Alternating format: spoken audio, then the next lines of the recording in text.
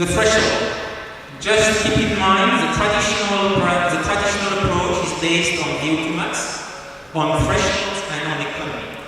So what do we know about thresholds in triathletes? So there are different ways to measure thresholds. I just show you the way we assess ventilatory threshold. You have the respiratory equivalent in oxygen here. You have the respiratory equivalent in CO2 here, and you have the VO2. And from this curve, I will not develop here, you can observe some breakpoint, and you can define the first threshold, and you can define the second threshold or respiratory compensation point.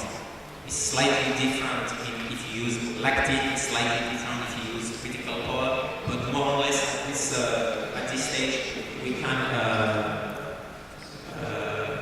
follow these parameters. And definitely from that, you can define the same intensity domain than the one we did observe based on VO2 kinetics. Moderate, heavy, very heavy, and supramaximum or severe. So we have 1, 2, 3, 4. I know that you have different type of scale in the different countries. You can have different way of identifying the upper limit here, but it's more or less the same type of approach. So when we go to understanding the adaptation for the submaximal intensity, the anaerobic threshold, the term is not appropriate. We know that submaximal exercise induce higher VO2 energy expenditure in running and cycling. We know also that after cycling exercise, even if we match the work that is performed, lactate levels will be higher than after running. That means that the glycolytic component and the oxidative component will be different between cycling and running. The glycolytic component will be higher than cycling. That will affect, that will influence the determination of the threshold. And we know also that when you train in specific activity, you will have some muscle adaptation that will change the anaerobic threshold. And we know that the effect, and in other terms, the change in the anaerobic threshold during a season are likely to be higher in cycling due to some issue with skills, muscle recruitment, coordination, intra-muscle coordination. This change in the anaerobic threshold will be higher in cycling than in running. Here you get some data about results in triathletes, and it is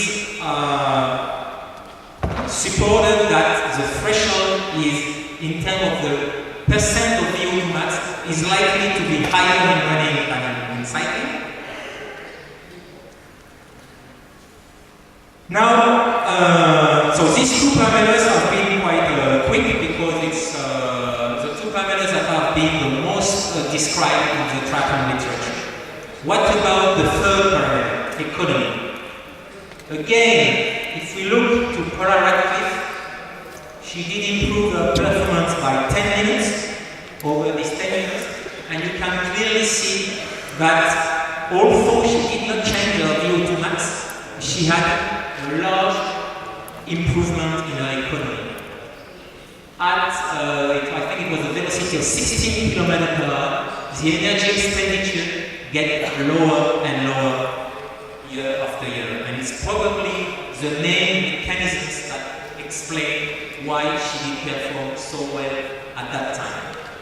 What do we know about economy in triathlon? Economy, I just made this little figure to show that's the level of VO2 for a given training intensity. So, in triathlon, it is known that the fatigue induced by swimming and cycling will deteriorate your economy. So, at the end of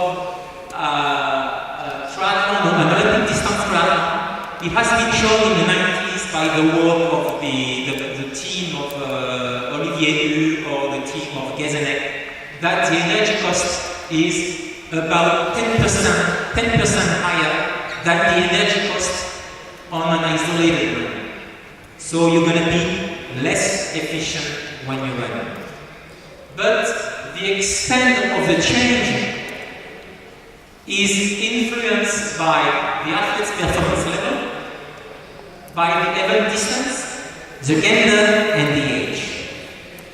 We know that, for example, if you compare elite and middle-level triathletes, the elite will, some of them have a better economy after the cycling, and that's a very interesting and intriguing observation than on an isolated run. But most, if I take the group as a whole, it will be no deterioration of the economy after cycling. And at a lower level counterpart, they will have a decrease in their economy. They will use more energy for a given distance limit. And if we compare long distance and Olympic distance triathletes, it seems that the long distance triathletes will have a better economy than the Olympic distance triathletes. And it makes sense because they are supposed to run longer in training. There's a few training data that we have shown that there's a large difference in terms of the running mileage between the Olympic distance and the long distance triathletes. I'm sure Paul will complement this observation. Another observation is this data. 164, it was on treadmill. We can discuss exactly how it's been measured. But 164 milliliter of oxygen per kilo of body weight per kilometer is a very, very good result. So far, the best results have been measured in payday sailing. That is, I think, is still the current half marathon record, world record holder from Eritrea, and it was less than 160. But you can see that these data are really comparing favorably with elite runners. And as you know, the elite triathletes, they can run 29 minutes on 10K for the best of them, and the elite runners, they can run less than 27. So there is still more than 2 minutes difference in terms of the 10K results. But it does not come from economy. So, as mentioned, the running economy seems to be similar between the elite triathletes and the elite runners. In the elite runners, there are many explanations to try to support why the black East African runners are better than the Caucasian. One of the explanations is related to the running economy and is related to the leg thickness and the calf mass. Some data from Saltine in the 90s. So we can hypothesize that the running performance, the difference in running performance between elite triathletes and elite runners just come from the difference in body mass. And the triathletes have a higher body mass that will affect their proportional VO2 max and performance VO2. And then if you come back to the third model, that will affect their performance.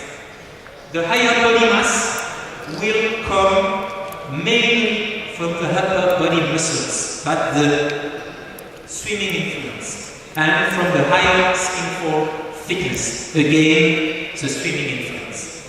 To my view, it's not related to leg muscle recruitment or muscle efficiency. It's more related to body composition and body size.